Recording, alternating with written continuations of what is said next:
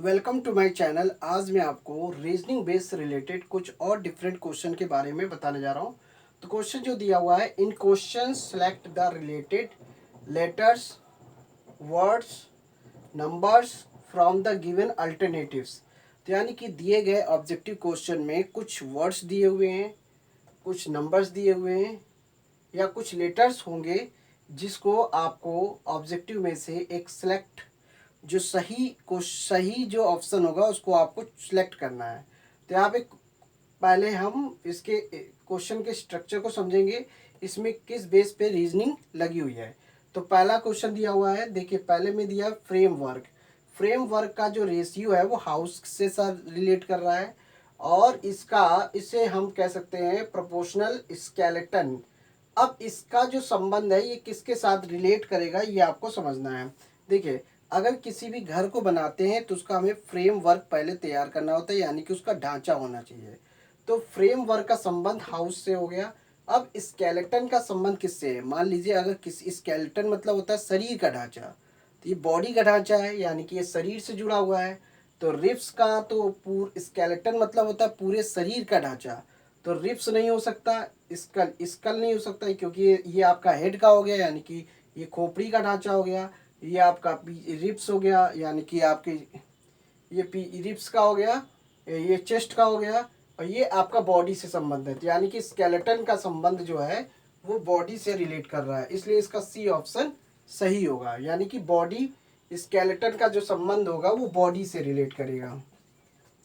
तो यानी कि फ्रेमवर्क का संबंध हाउस से है तो स्केलेटन का संबंध भी बॉडी से होगा। अब यहाँ पे देखिए सेकंड क्वेश्चन में दिया एडिटर का संबंध मैगजीन से है। अब यहाँ पे प्रोपोर्शनल दिया हुआ है। अब इन दोनों इनमें से कोई भी पेयर्स दिया है, कौन किससे रिलेट कर रहा है ये आपको देखना है। तो देखिए यहाँ पे एडिटर का मतलब क्या होता है, मैगजीन। तो एडिटर मतलब क्या, ये है एक लिविंग थिंग्स है और ये एक नॉन लिविंग थिंग्स है। तो पहले लिविंग थिंग्स है और फिर ये नॉन लिविंग थिंग्स है। तो कोई अगर एडिटर है तो वही मैगजीन छापेगा ना, एडिटर एडिट करेगा, मैगजीन को छापेगा, तो उसकी छपाई करेगा। तो अब बात करते हैं नॉवेल। नॉवेल का संबंध राइटर से है। तो यहाँ पे देखिए नॉन लिविंग थिंग्स इधर है और लिविंग थिंग्स इधर है, ठीक है।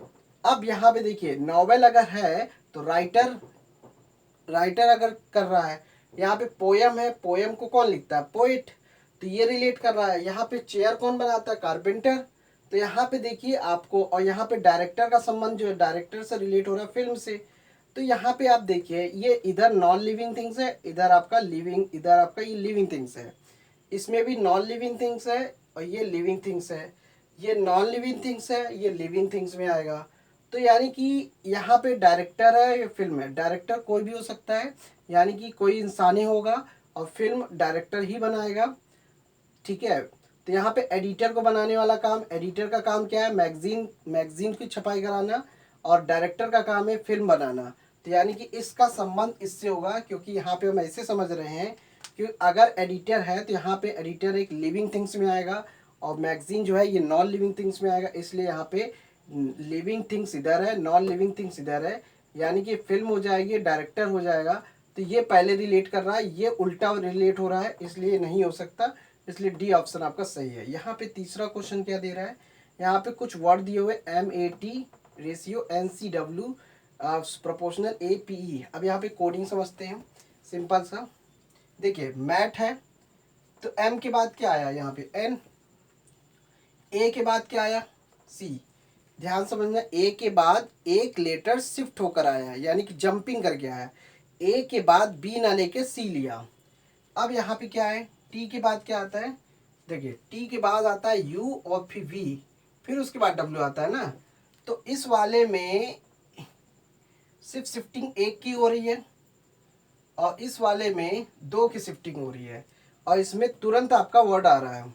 तो वैसे ही ऐप का जो संबंध है, APE का जो संबंध होगा, जो रिलेट इसके साथ हो रहा है वही रिलेट इसके साथ करना है। देखिए A के बाद क्या आता है, B। देखिए जैसे M के बाद N है उसी तरह से A के बाद B आ गया।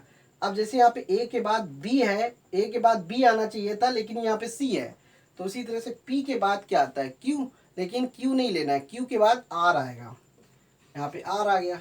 अब यहाँ पे E है, ई के बाद क्या आता है, एफ आएगा, फिर जी आएगा, फिर एच आएगा। यहाँ पे 2 लेटर की शिफ्टिंग करने के बाद फिर एच लेना होगा। यहाँ पे बी आर एच आएगा।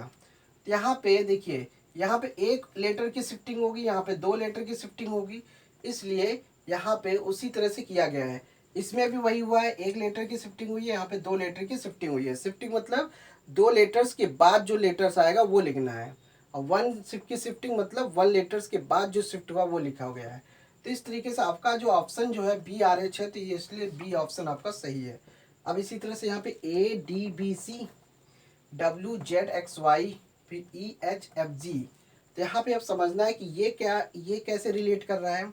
देखिए, ए के बाद यहाँ पे बी है, ए के बाद ये बी है, और यहाँ पे डब्ल्यू के बाद क्या है, W you V W x, W के बाद क्या आता है, एक्स आता है, तो डब्ल्यू के बाद एक्स आया। अब देखिए, सी के बाद यहाँ पे डी है, वाई के बाद यहाँ पे जेड है, तो वही क्रिया इसमें भी करना है, जो क्रिया इसमें हुआ है वही क्रिया इसमें करना है। देखिए, यहाँ पे ए के बाद बी है, ठीक है, ए के बाद बी है, उसी तरीके से जब ए के बाद यहाँ पे बी है और डी यहाँ पे सी है, यहाँ पे देखो ई के बाद एफ है, फिर एच के बाद क्या है, जी के बाद यहाँ पे एच है। तो यहाँ पे देखना वही चीज़ रिलेट करना है। यदि एस के बाद यहाँ पे टी आ रहा है, ठीक है, और सी के बाद यहाँ पे डी आ रहा है, तो यू के बाद क्या आएगा, वी। तो यहाँ पे यू के बाद वी आ रहा है, देखो यू के बाद ये वी है और एस के बाद ऐसे आ रहा है, ये एस के बाद टी, यू के बाद वी। यहाँ पे देखिए एस के बाद टी है, इसलिए ये हो नहीं सकता, इसलिए कट, टी यू एस। यहाँ पे भी नहीं होगा, टी के बाद एस आएगा नहीं, यहाँ पे यू आएगा, ये भी कट, ये भी गलत है। एस के बाद टी, ये भी आपका रिलेट नहीं कर रहा, इसलिए आपका ऑप्शन ये वाला सही है, क्योंकि ये रिलेट इसके साथ कर रहा है, एस वी टी यू। ये स्पेलिंग कोडिंग है, स्पेलिंग बेस पे जो स्पेलिंग का जो पैटर्न होता है उसी के अकॉर्डिंग आपको आगे का वर्ड्स लिखना होता है ऑप्शन में से। तो thanks for watching my video, धन्यवाद।